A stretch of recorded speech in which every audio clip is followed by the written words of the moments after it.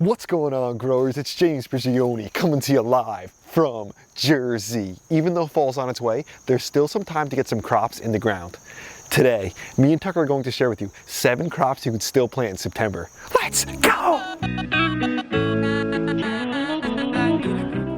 In order to get an idea of what we still have time to plant in September, we need to find out how many days we have until our first expected frost. So for me, it's August 30th today. My first expected frost date is about October 15th. That gives me around 46 frost-free days left to grow. The first expected frost date, it's more of an estimate, but it acts as a guidepost letting us know how many days we have until the frost comes, so we can kind of time our plantings around that. To find your first expected frost date, just go on Google, type in your zip code and type in first expected frost date, or you can go on something like the Old Farmer's Almanac. That'll really help us know when to get things into the ground and what we still have time to plant. Now that we know that, let's get into the 7 crops we can still sow in September. The first crop we can still plant in September is lettuce. Lettuce grows fast and can survive a frost, especially cold hardy varieties like the Winter Marvel lettuce and the Bronze Mignonette, one of my all-time favorite varieties. Such a great one. If you grow lettuce uncovered and if frost comes, you might get a little burning on the tips, but if you cover your beds, you could be growing lettuce all winter long. When planting my lettuce, I like to plant it in succession, so I'll plant it in a number of different rounds. For instance, you'll see down here, we've got Bronze Mignonette lettuce that I started in trays and then transplanted it into the garden. That's the oldest lettuce I have. Then you'll notice here, I've already planted this lettuce in trays also. And I'll plant another round of lettuce today. Now that we're getting later into the season and getting closer towards fall, I'll direct sow my lettuce into my beds, and the later we get into the season, the denser I'll plant the lettuce, because as the days get shorter, it gets colder out and we have less sun, the plants are going to grow much slower, especially through the winter. So when I get late into the season, I'll really plant my lettuce dense because it just doesn't grow very fast. You'll notice the lettuce down here though, I planted about 4 per square foot. It's got some good size to it. So you gotta really think about timing too. Later in that season, we're gonna plant the lettuce really dense.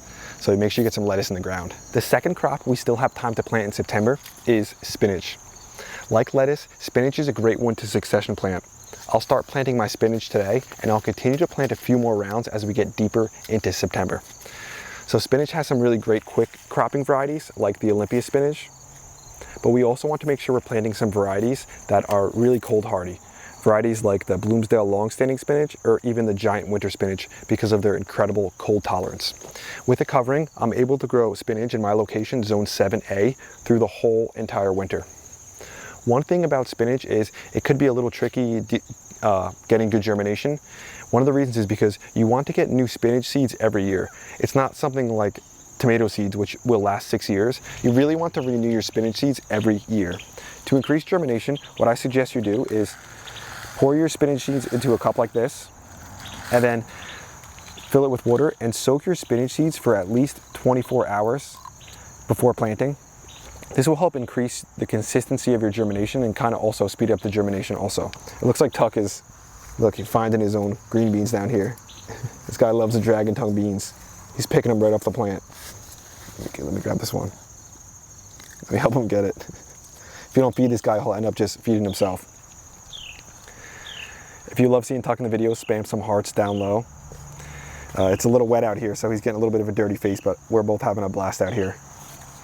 So when it comes to your spinach seeds, another thing about germination is they don't really like germinating in warm temperatures. If it's above 75 degrees, the soil, then your germination rate is going to drop down to like 50% or lower. So what you can do if it's still warm out and you're trying to plant your spinach seeds is you can put your spinach seeds in the freezer like I did. I put these in the freezer for like 3 days. Then I'll take them out. I'll take these seeds, I'll get a damp paper towel and then wrap the seeds in a damp paper towel and then put it in the fridge for a few days. After that, I'll take my spinach seeds and sow them out in the ground. What we're doing is kind of mimicking what happens in nature in the winter heading into spring for spinach seeds, and it's kind of almost like unlocks the germination for the seeds and increases the overall germination rate. This is known as seed stratification. So if you're having a bit of an issue with popping your spinach seeds, then this should help with that. The third crop we can still plant in September are radishes. Radishes are one of the best quick growing crops out there. Some varieties like the pink lady slipper only takes 25 days from seed to harvest.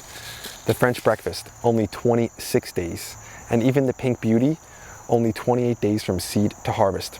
These are in the brassica family, so they're relatively cold hardy also. And a cool thing about growing brassicas in the fall and into the winter is that as it gets colder out, it'll help enhance their flavor and even make them like a bit sweeter. Because they grow so fast, they're another great one to succession plant. The fourth crop you still have time to plant in September is kale. Because we're growing kale for the leaves, that allows us to still have time to get it into the ground. So if you're going to grow kale late in the season, you really want to make sure you're growing varieties like the red Russian kale or even the white Russian kale, because these are so incredibly cold hardy. Varieties like the scarlet kale are great choices too, but I can remember years where I had the white Russian kale growing in the backyard with no covering, and it survived the whole entire winter. There was times where it seemed like it almost froze, but it just came right back. So it's incredible cold hardy veggie. I wouldn't suggest planting things like cabbage or cauliflower right now because those have to head up before we get the harvest from them. So you still have time to plant kale, but I wouldn't really try to get some cauliflowers and some cabbages in. This guy really needs a snack pretty bad. He's just letting me know. He's searching for his own stuff. So we'll have to grab him like maybe a carrot or something. If we could find one that's still ready. See if this guy wants one of these purple carrots here. Let's see. Give him something to occupy him. Beautiful looking carrot though, huh? Let this guy snack on it.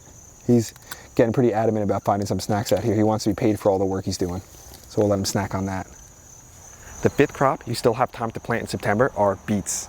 Typically you want to plant your beets about 5 to 8 weeks before your first expected frost date.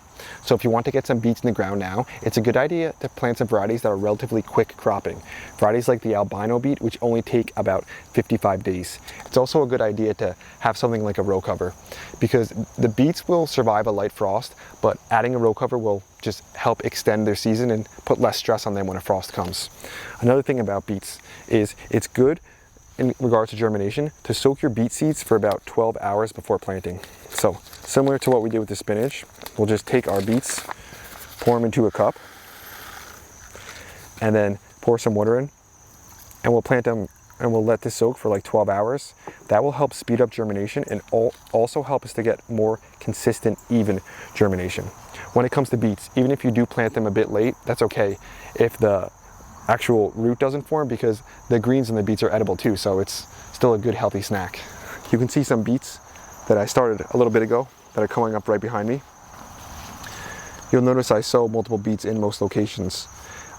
For square foot gardening, we have 9 beets per square foot, but even within the planting, sometimes I'll triple or double sow some beets to try to get like the most out of the small area that we're planting them in. The sixth crop you can still plant in September is arugula. Arugula is a great fall crop because it can survive a light frost, but also it's not as prone to bolting like it often does really early in the spring and summer. Another great thing about fall grown arugula is it's not as bitter as some of the arugula grown in the summer. It still has that delicious nutty flavor, but it's a little more mild, and in my opinion, I just prefer the fall grown arugula. The taste is it's better. So when it comes to growing arugula, one thing you want to do is make sure you're planting some cold hardy varieties like the ice bread arugula heading into winter because it's got some good cold hardiness. Another good thing to do is to use a covering like this or a row covering. This way you'll be able to extend your season and be eating arugula much later into the season.